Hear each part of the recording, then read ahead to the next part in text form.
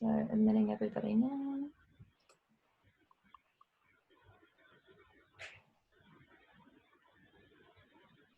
There we go. Lovely. I'm going to put on my glasses so I can see. All right, let's get started. Good evening, everybody. Thank you all for joining us tonight. Welcome to this evening's Avid Reader Zoom session, during which Bernard Gallate is in conversation with Will Kostakis for a discussion on Bernard's debut novel, The Origin of Me. I'd like to begin by acknowledging the traditional owners of the land on which I'm currently broadcasting from, the Yagara and Turrbal people. I pay my respects to elders past, present, and emerging. This always was and always will be Aboriginal land. So I'll shortly be introducing you to our speakers tonight, but first I'd like to reiterate some of the information that I mentioned in the email that you were sent earlier with the link to tonight's event. So towards the end of this event, there'll be a call for questions. If you'd like to ask a question, then you can type it in the chat box and I'll read it out for our speakers. The event will conclude at 7:30, but I'll do my absolute best to get through all of your questions. So please start sending those through as early as you can, and I'll make note of them and read those out when I am prompted to do so by Will. So I'd now like to introduce Bernard. Bernard began his professional life in the animation industry with Hanna-Barbera, later working for Disney and a multimedia agency. After studying acting, he ran climbing tours of the Sydney Harbour Bridge for 6 years while writing and illustrating books for younger readers.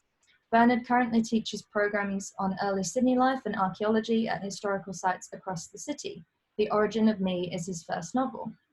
In conversation with Bernard this evening is Will Kostakis. Will is a writer of all things, but he's best known for his 4 award-winning YA novels, Loathing Lola, The First Third, The Sidekicks, and Monuments. He's also contributed to numerous anthologies, including Begin and Begin, a #LoveOz YA anthology.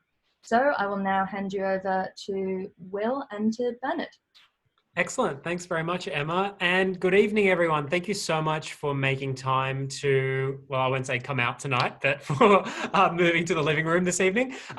It is an absolute pleasure to have you here and to be discussing one of my favorite books in recent memory, which is The Origin of Me. And we have Bernard with us. And Bernard, I have to begin by apologizing because I've never encountered a Bernard in real life before. I've only ever seen it on American TV shows. So I'm going to call you Bernard at some point today, and you need to just accept the pronunciation and just go with it. By all means, feel free to mispronounce my name. I've had horrible things done to my surname, so you can have your way with it, basically. But what I thought we would do, because this is your debut, and your debut is called The Origin of Me, I have to ask the really tacky, low-hanging fruit introductory question of, Bernard, tell us the origin of you. So we heard lots of really disparate, interesting things about you in that introduction. I want to know how all that came together for you to be sitting here today talking about your book. So who are you? What is your origin story? The origin of me. I think my mum and dad are here, Will, tonight, which is awesome. My mum, Beth, and my dad, Audacious. And I just saw, I can't go into full view because there's too many people on the screen. I start looking at them all. I can just see a few select people up top. But I saw my brother here, and he's in my brother George. Shout out to you, because it's like it's probably 4:45 a.m.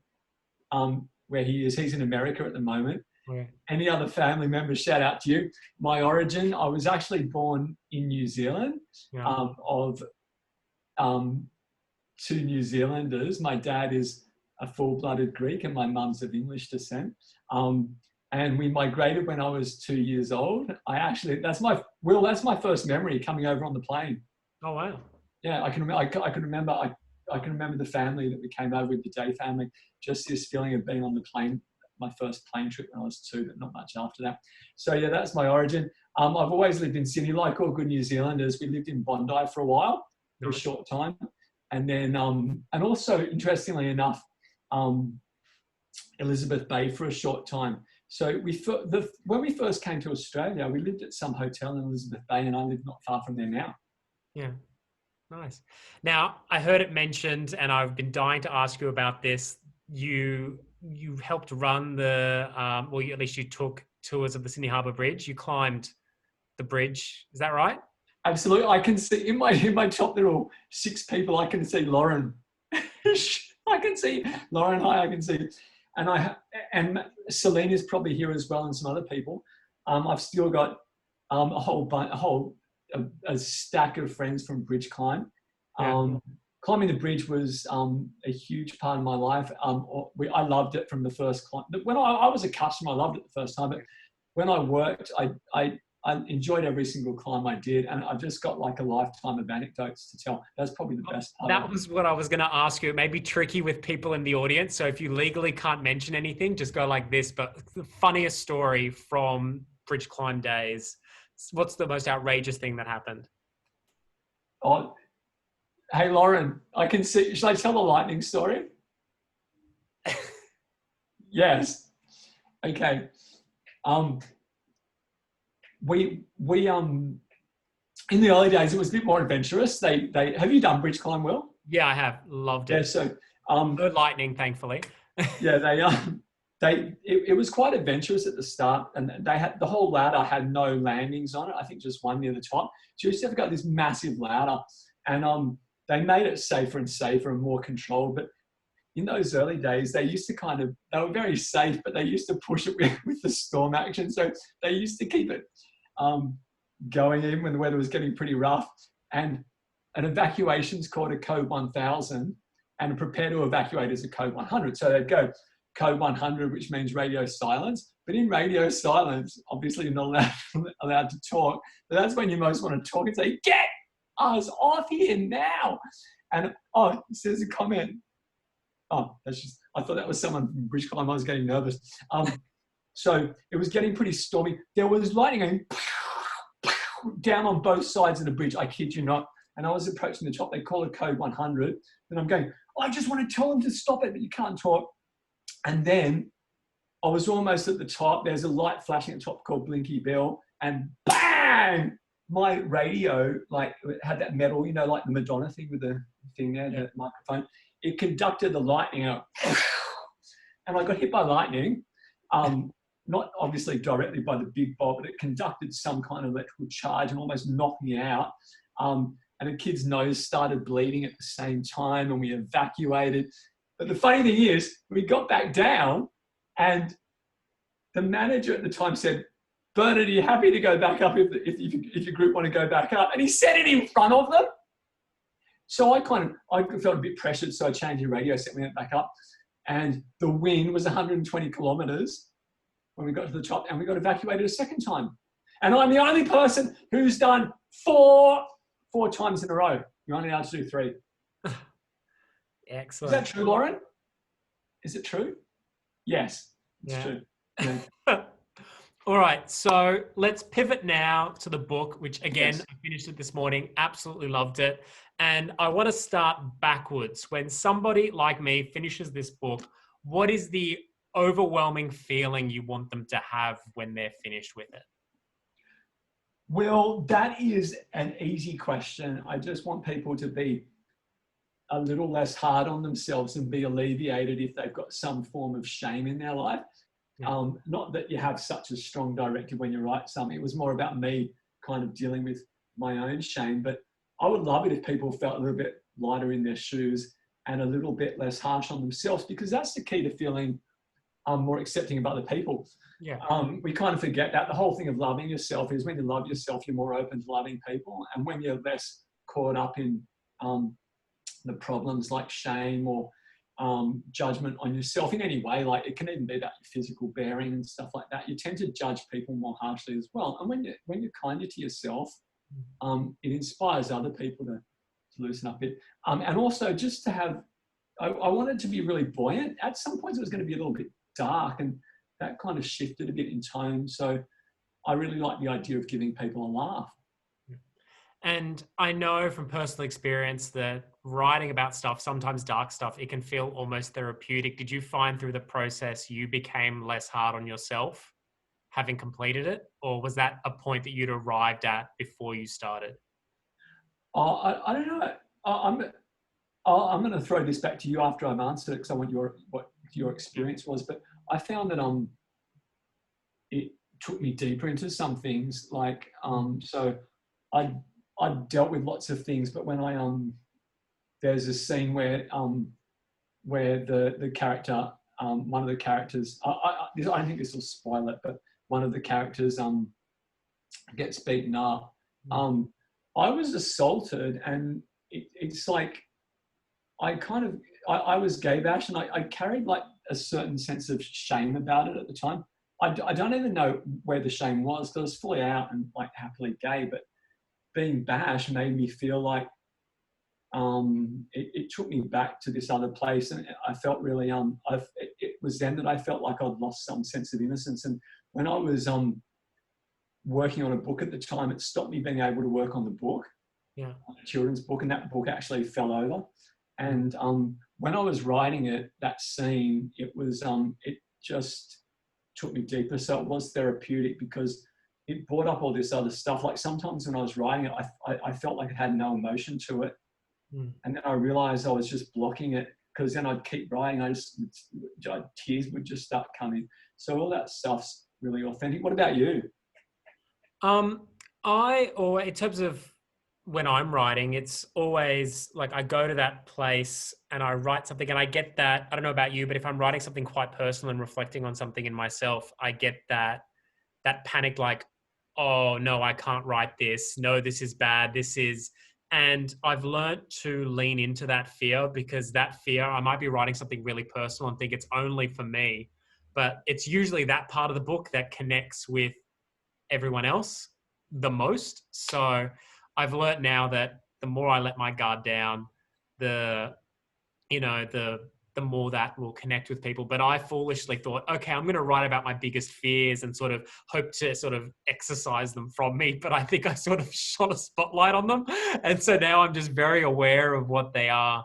And that came in with the first third. I wrote about my fear of sort of losing my grandmother. And I think that's sort of, I still haven't lost her, but it's still like, it's just this intense thing that I seem to have sort of forced myself to focus on through writing it. So I don't know whether it's relieved me of that vice that it has on me, but I know that it's been helpful to people who have read it. So I'll just be a typical Greek martyr and be like, yes, I've helped people, it's done. And that'll be what gets me through. Now, I like that you said lean into it, like, because my good buddy Marv is here, and her auntie, the writer Drusilla Majeska, I don't know if she's here, but she often says lean into it as well. And I love that phrase. So yeah, absolutely. If you can't see Martha right now, she was beaming about a second ago. She's beaming again there. Can you see her? Yeah, I can see. We're all like the Brady Bunch on my screen. Okay, I'm going to go there maybe. I'm going to do it. I can see. So what you do, if you want to see everyone who's in the group at once, if you hover up towards the top right-hand side. Yeah, I know how to do it. I've done it. Don't yell at me. I'm helping you. Yeah, no, I just wanted to see your faces being, okay, I'm there.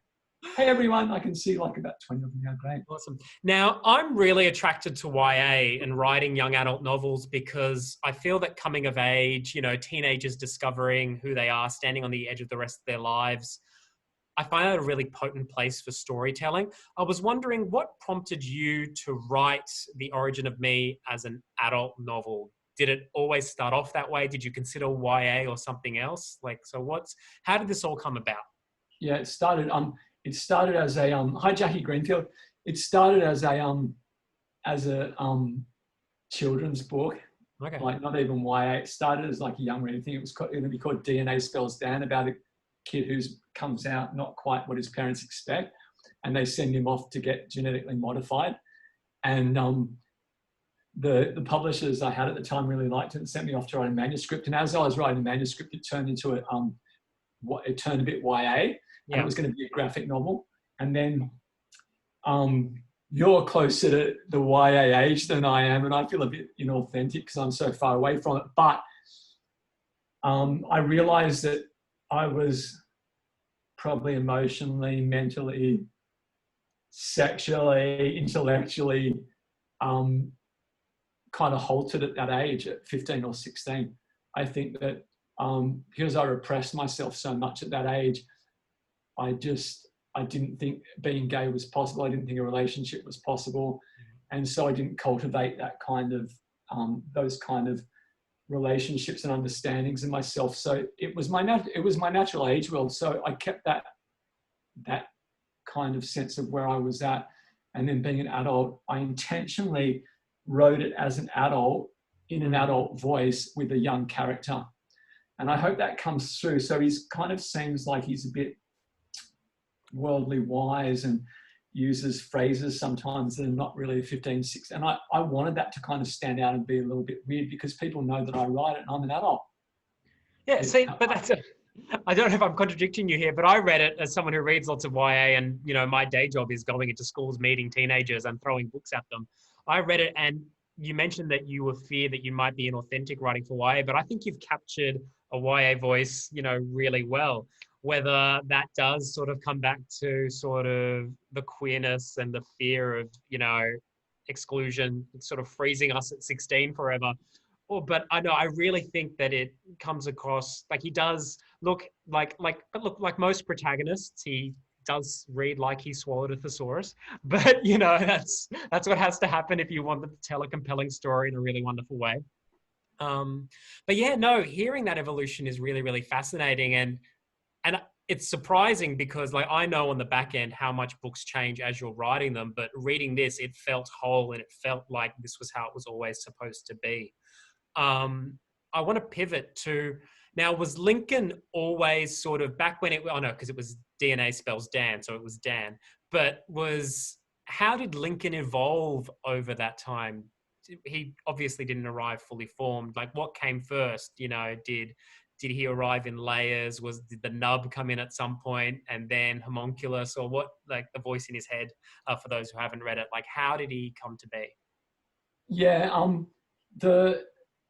I actually wrote a massive synopsis. It was 21 pages and the whole story was kind of there with that character. He was called Lincoln Fish at the start. And I'm glad I didn't keep that because of Peter Hellier's book, Frankie Fish, and would have kind of come after it and sounded weird calling it the same surname. So that was lucky.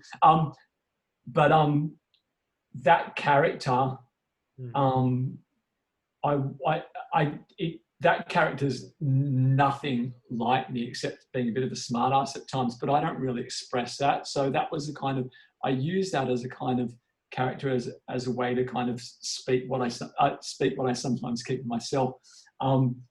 As I was writing it, I've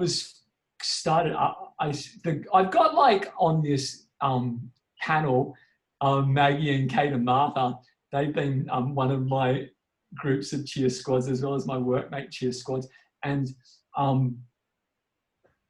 I kind of use them as a sounding board on many things, but often I'd be arguing with myself, and I don't know about you, Will, but I talk to myself a lot, and No, I would never. It was getting more and more, and I was sometimes, when it went into the close to the edit process, and they were asking me to change some things, the voice got more and more merged and confusing. So I thought, right, I'm just going to name that voice and call it a character. When those doubts and things come to me, I used it in a kind of therapeutic way to put that character called Homunculus into the book, and it just kind of loosened everything up a lot. Yeah. So that's how he came about. Wonderful. Now, in one sense, it's a story that feels comfortingly familiar, like a boy discovers himself while his parents' sort of marriage dissolves. It was like sort of reading my life.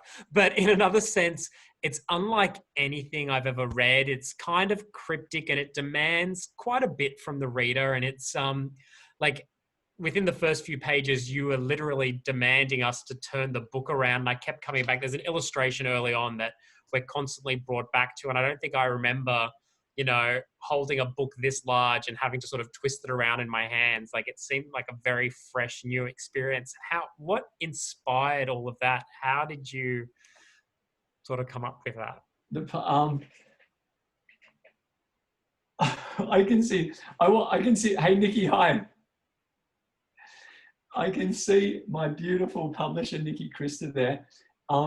And I kept looking over at Nikki when you were asking that question, because when I first presented, she goes, Bernard, there are so many red herrings. So she's kind of saved you well from it being even more kind of puzzling. I just love that. I wanted it to be this kind of experience, if you like, rather than just reading where you have to figure things out. And I was really enjoying doing cryptic crosswords, and I love Cole's funny. I'm gonna wait. Stay there, everyone. Yeah. Just stay there. Don't everyone leave quickly. Let's give him a complex. I showed it last time. This is William Cole's biography, and I used to look at this when I was a kid, and it just had all these picture puzzles and stuff like that. There's pictures of it, and I just loved it, and I was really inspired by it because it says here is a cat, where are the rats? Here's a giant, where's his, and that kind of thing where you had to turn it and look a different way. And I just wanted to put that straight into the book, that idea of it, having to look at it different ways. And I might add, when I read it, I wanted it almost to be something you could read a second time. So even when I read it, like about the 10th time, I pick up new things. And I thought that was an exciting way of kind of keeping the story going. Yeah. No, I really like that. So now, did you always, I know that this feels like a really unwieldy book for you to sort of find your way through and craft. Like, how far into the process did you come up with there being a secondary narrative set in 19th century Sydney? Straight away. Okay. Because some of my colleagues are here. I can see Laura, and I saw George Everett. I can't see him at the moment. Oh, George, I can see you. Hey, Georgie. And my other buddies from Sydney Learning Adventures. I was already working there at the time, and I work at Sydney Living Museums as well, and they both cultivated in me this love of Sydney and its landmarks and its history. And I was talking to my friend about this yesterday when we went for a walk. I didn't do history at school, but as you learn more about the place you live in, you can, when you visit that place, you know more stories, like your fictive domain just expands. And so when you visit even familiar places, you have more stories there, and you can entertain yourself with it when you're walking along. You can see the layers of it, right back to in Sydney, the Gadigal. We have a whole Aboriginal team, and learning their stories. When I walk around, I think I strip back the land to what was there naturally, and then go through the layers as I'm walking. And so I really wanted to put that in the book, and I tried to do that with some of the early Aboriginal stories and also 19th century stories. Yeah. And I wanted, the real secret is, when I went to work, I just didn't want to feel like I wasn't working on the book. Yeah. So I used my work and I put that into the book, because I felt really bad when I had to do all these hours and I, be really tired, and I only had a couple of hours to work on the book. So I thought, no, I've been doing research all day. And it works really well. Like, it's something I hear, it's a really tired cliche. People are always like, oh, it's like the setting is a character in a book. And I always find that people say that when they're describing a book, when either they haven't read it or they've got nothing nice to say about it. But this, I genuinely felt like Sydney was a real character. And, as someone who spent a lot of his youth around Edgecliff and had visited so many of these places and was fascinated by all the stories from the history that you wove in so effortlessly, Sydney actually does feel like a character. And even for those who don't live in Sydney, I really feel like it captures the spirit really, really, really well. And I can't think of a better novel to read while we're all in this sort of captive state and we can't travel around Australia. You've really captured the essence of Sydney and the history in a really beautiful way. So I wanted to commend you on that. Thanks. And so just focusing in on that, like, how did you come up with that backstory and the way that Edwin's life bleeds into, Lincoln's? And was that, I heard that your publisher sort of thought you made it too cryptic. Was that where you were making it too cryptic? And was that where you were sort of taking the piss a little bit? Oh dear, it was 800 pages. Oh, that's, those that don't have your copies there, it is now, I think, about 380 or something. 376. So you cut it by half. I know they're awesome for letting me have that many pages. I just I do you know what? I honestly, these characters just demanded in some ways to have a voice, especially Esther, his great-great-great-great-grandmother. I just started writing this character and I felt like she came so naturally, and I just wanted her to have a story, even though it's not her. I mean, it is her story in a way, but it was such an interesting times in the late 19th 19th century. Yeah. And there's, when I was discussing this with my friend yesterday, actually, I spoke about what was actually happening. Esther was moving from being very contained and controlled by 19th century values into breaking out and getting a job. And I was talking specifically about where she goes swimming naked when she's on the honeymoon. It's just turned into a sentence, but that was like this huge chapter, went on and on and on. And it just kind of broke down this whole idea of stripping down the 19th century, like corset and stays and everything when she's with her new husband. And Lincoln is going in the opposite trajectory. So he's going from being on the beaches and swimming freely to swimming lanes. And so there was all these bigger ideas that were much too hard to deal with, I think, at the time. So, I mean, looking back with hindsight, my editors and publisher were obviously right about almost absolutely everything. Yeah. I was just trying to achieve too much for what was supposed to be a novel. But yeah, that's the basis of that. Yeah. So was Esther your favorite to write, or was there another character that sort of no, made your heart sing when you wrote them? Bert Mcgill, the old guy at the junkyard. Yeah. Okay. He's a favorite to read, that's for sure. Yeah. Where did that come from? Where was that? Oh, so he was hey Sandy, I can see you say, I haven't told you this. There's a bit of Kevin in there. Kevin was, and no, not Scooter, just a bit of Kevin in there, and a guy called Jack. When I went to when I was a leader of a Christian youth group, we used to like be a bit rowdy. Had like, it was like hugely popular. We had like 40 or 50 or 60 kids, like teenagers, and we were always making a noise. And this neighbor used to come out going, "Oh, you kids, get away from my house!" And he was like this old cantankerous fellow. And then we kind of like joked about him, and he'd come out every Friday night, whenever it was. And one time we started chatting to him, about three of us, and he invited him to into his house, and he talked about being a paratrooper, and and then he took us in, and there was a Nazi swastika actually hanging in his house that he'd taken in Normandy, in Atlantic Normandy. And like, I went, oh, so that just got me thinking about making judgments about people, especially older people, and thinking they neglecting that they have these incredibly rich stories from being so long here on the earth. And when I was reading one of the things you said about when you met, I think, a friend with cerebral palsy. Yeah.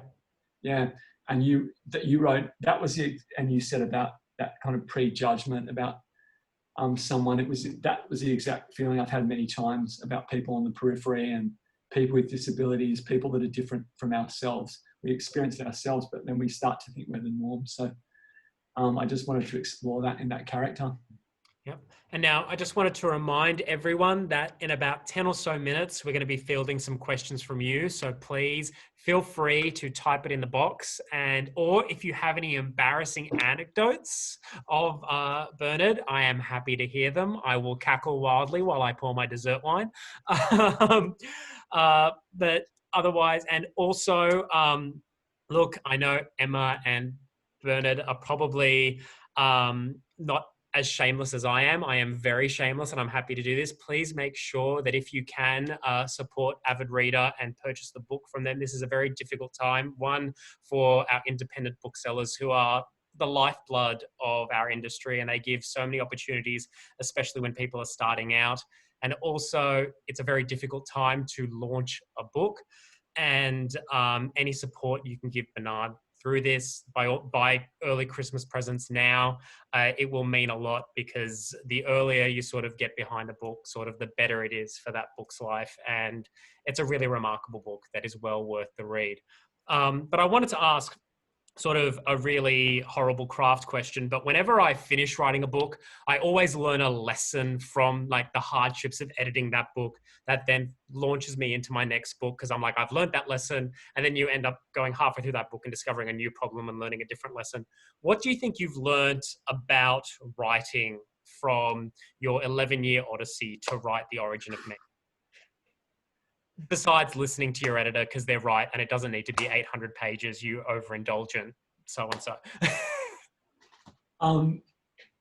First up, let me. I don't know if Catherine and Tom are here, but I can see Nikki. But I honestly love everyone from Penguin Random House that was involved in this, and their input and their assistance. And I came to understand that publishing is making something public, and that's the point of it. And so it's a hard lesson to learn. I kept asking myself when I got to like kind of my wit's end. Sometimes I thought I would say to someone like my mum or one of my close friends, I just can't do this anymore. It's just sometimes I actually thought I couldn't, because I just thought I wasn't able to do it.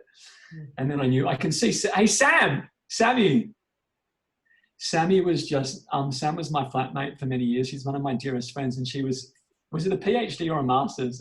Put a P up, it was a PhD. What were you finishing? A master's. It's just it's an M, yeah, master's. Yeah, she was finishing a master's. And I was coming close to finishing the book. And just, we had this kind of parallel sense of getting to this point. But then she did it and I had to go through about 7 more edits. But I came to a much greater understanding, Will, of crafting something.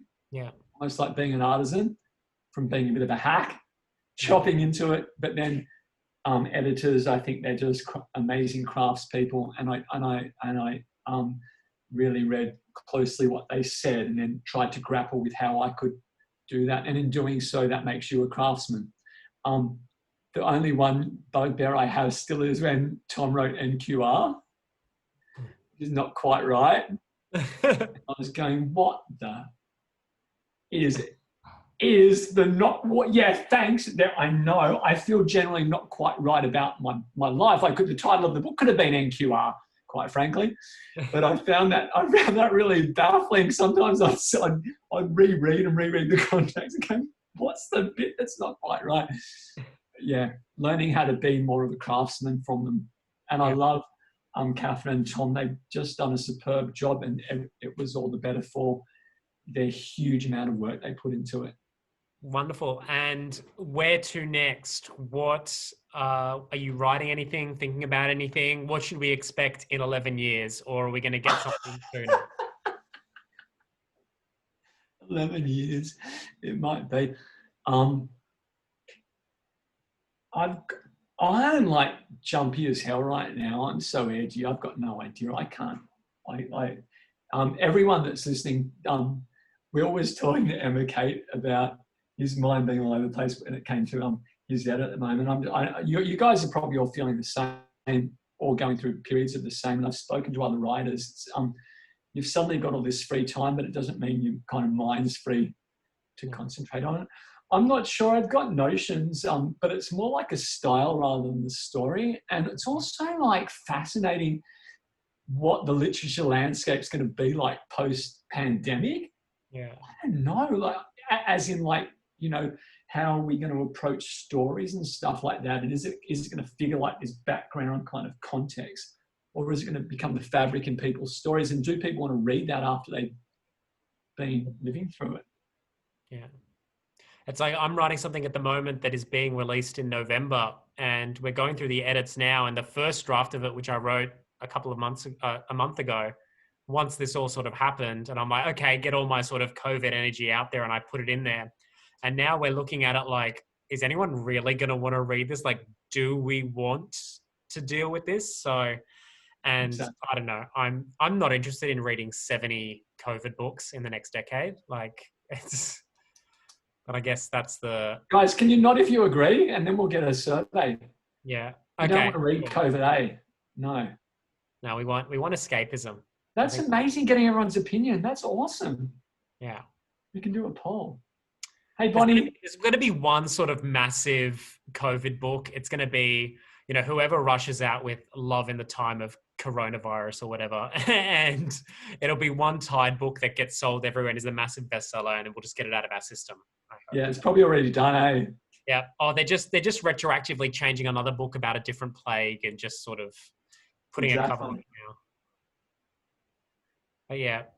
So, final question. Is there anything you are reading at the moment that's getting you through quarantine, or anything that you're watching on TV? What is it? What are your recommendations for us going forward?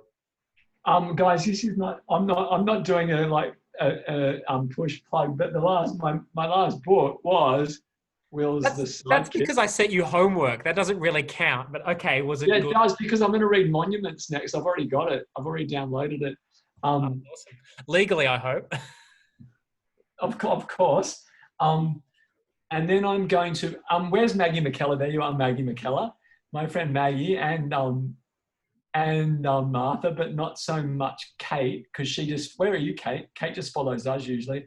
But what are those fish that go and eat off another fish, those little parasitic fish? I'm just like one of those little swimmers that kind of goes along with Maggie and goes, she just feeds me so many recommendations. So my reading list is often that. But well, whatever it is, after I'm reading Monuments first, and then I'm going to read something that's not too heavy. Okay. Yeah. Cool. Awesome. Alrighty, Emma, do we have some questions, or should I keep? We got a couple of questions and a couple of comments. I'll read.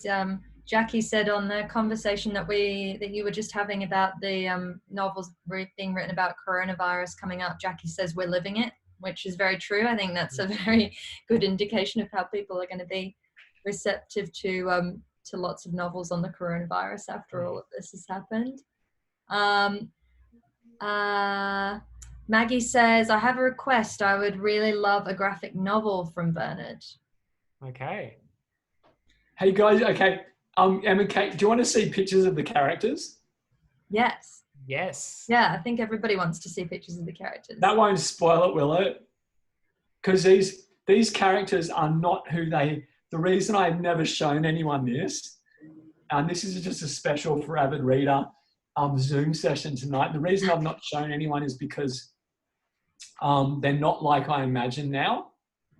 Do you know what I mean? They've evolved in their appearance. So I'm just going to grab them from this box. I wasn't going to do this, but...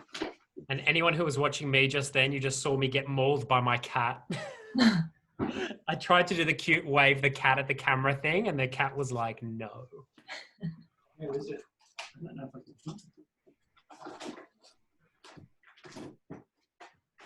So this is like not the right thing to do. I'm just going to show you.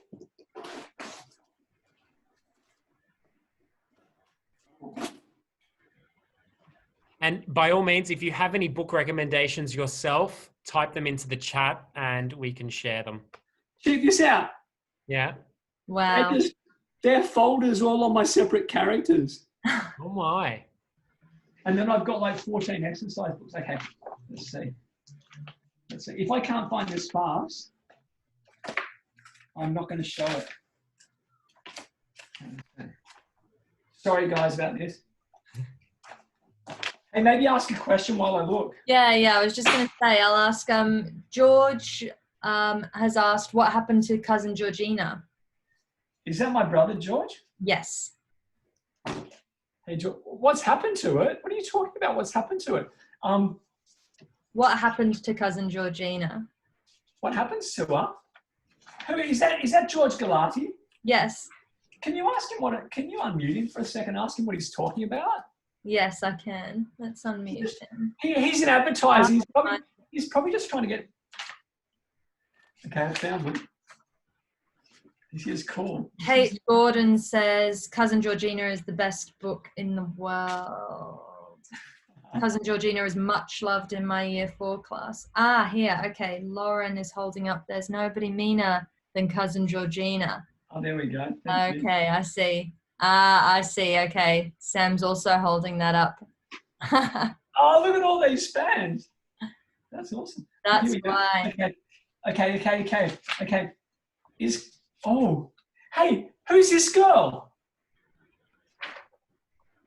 Sam, who's that? Remember, she lived in your house. I got her to model for me to do a character. Do you remember that girl? Okay, yeah. Okay, I'll show you what she looks like. So this is Isa. Oh wait, show us. Yeah, show us. Somebody asked if there'll be a sequel. Oh, George as well asked, will there be a sequel with Isa as the central character? Yeah. Can you see her? She's got a pixie-ish head. I'll show you Lance. Oh, this is Lincoln. Get ready for it.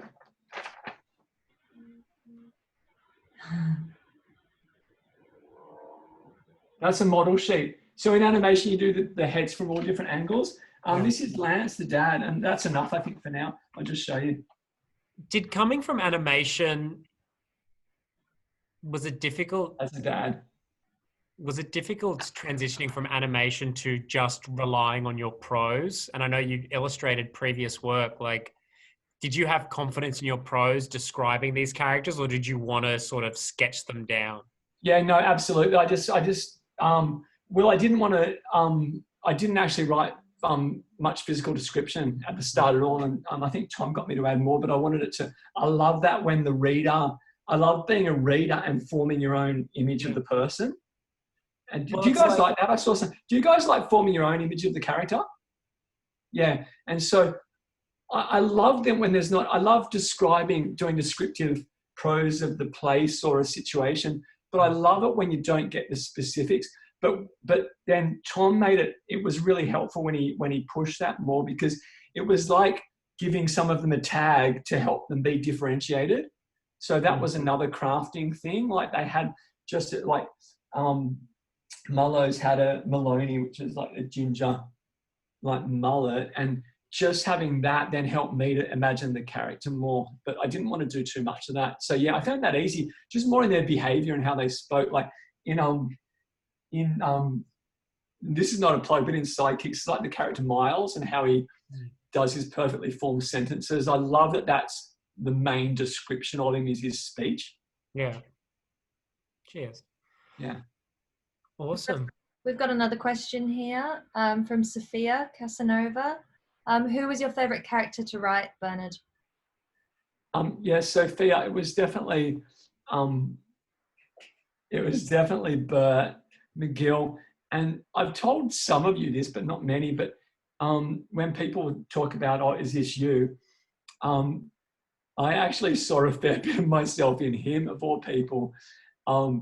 Just living by myself here in King's Cross and getting a bit long in the tooth. I love, once again, that pattern of speech kind of defines him. And that was from a real person as well. That was from another guy that I encountered in King's Cross. And I wrote his initial speech, and he's talking about Garden Island and myxomatosis and how the old films had the newsreel and things like that. And that was a real thing that I encountered. I heard a guy just doing this stream of consciousness, and it was absolutely real, and it was just unbroken and amazing. And I've heard that a couple of times, but this one guy, he was just saying, like Jackie Onassis Man on the Moon, like that Billy Joel song. He was just going through years of references, just manifesting from his life. And I love the idea of that and bringing that kind of richness to a character that is, once again, cryptic, but then you find out that all has meaning in the end. So you can revisit his earlier stage and everything he says makes sense. Yeah, I really enjoyed that. Excellent. Did we have any other questions or comments? Not that I can see right now. Bernard, is there anything you feel has been left unsaid? Tonight or in the book? Oh, well, tonight I was just asked, I was fishing for compliments like, no, Will, you're an excellent host. All your questions have been great and thorough and well researched. But sure, no, in life, tell us everything. Oh no, you're brilliant. You're absolutely brilliant host. But can we have anyone that wants to ask a question put their hand up and unmute them? Is that all right? Yeah, I can do that. We'll just do it one at a time. Does anyone actually have a question? Like, you can put your hand up and then no? That's it. Oh, great. Okay. Oh yeah, there we go. Kate. Kate, all right. Kate. Our Kate. I should be able to hear you now, Kate. Okay. Sorry. I think this is probably, I should already know the answer, Bern. But somebody actually asked me the other day about that condition of the little growth in his spine. How did you first ever learn about that to put it into the book? Oh, I did research on it. It was like not that uncommon, but just not that long or like having it. Was there a moment where you first like heard about it or learnt about it or something and went, there we go, we'll put that in a book? Oh yeah, it was okay. Yeah, so this was I've got the picture of it here. So this was when this was in the book. I got it. I was just wondering how to connect Will was asking about the 19th century connection. I was like wondering how to connect my 19th century story to the contemporary story, and I went to Berkeley books, and I had this kind of this almost voice telling me to buy this book, and I just ignored it and left. And then I went home, and the next day this voice, go back and buy the book. I went and bought the book, and I was reading it in bed that night, and there was no connection. But then, like, the voice, honestly, and this is the magic thinking thing in the story, said 3 more pages and you'll find the connection. And I found this, and it's illustrated here, so I'll just show you.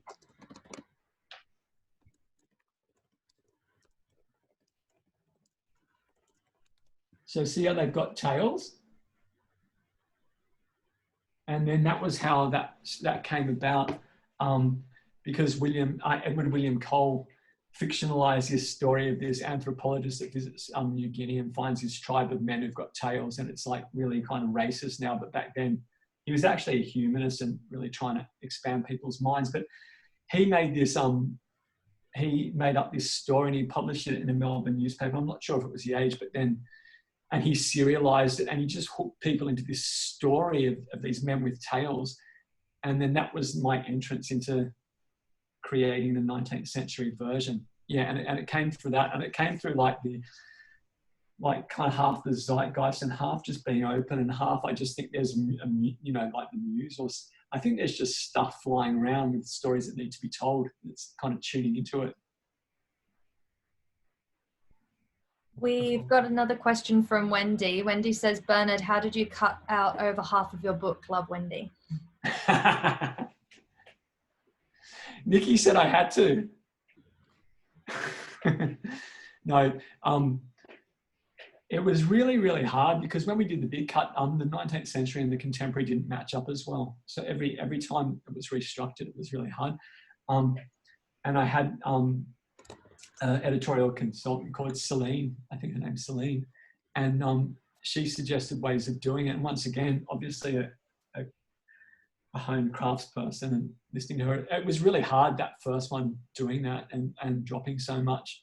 And a lot of people have asked me about bits that were gone, and I think that they still kind of exist in a way. You have to just you have to be happy with them kind of existing in your mind, and they form part of the wider understanding of the story for you, at least, even if it doesn't end up in the book. But yeah, just to answer the question, it was a very difficult process because of matching. And I can't see my mum, but my mum was definitely played a big part in helping me to connect, because she'd been an early reader and she understood the 2 different threads. And we laid all the chapters out and stuck stickers on them, and I did it physically.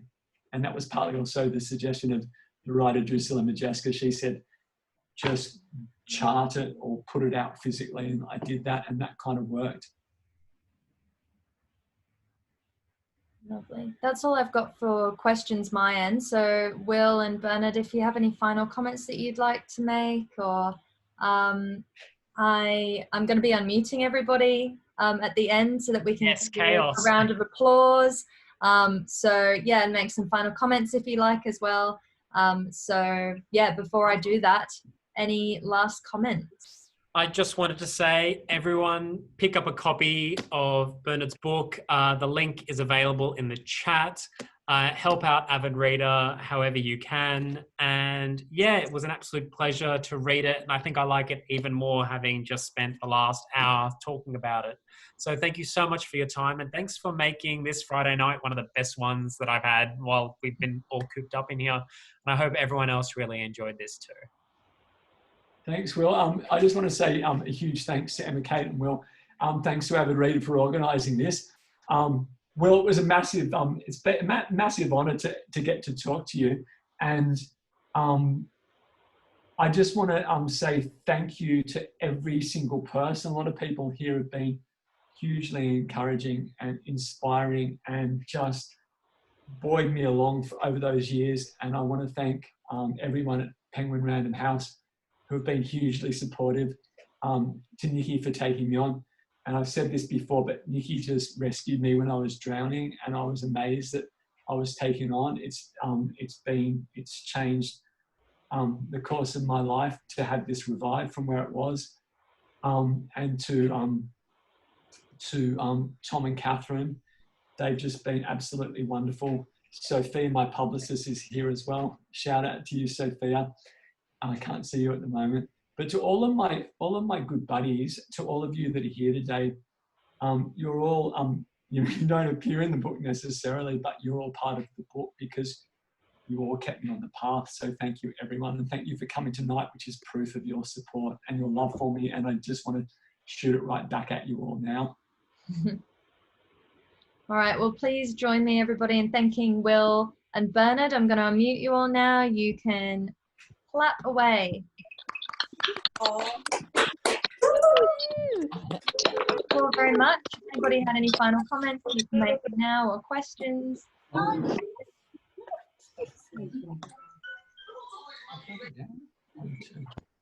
yeah, thank you both so much. My pleasure. Thank you very much. Have a great night, everyone. One sec, Bernie. Bernie. Hello. We've got a... Oh, Jackie's fine.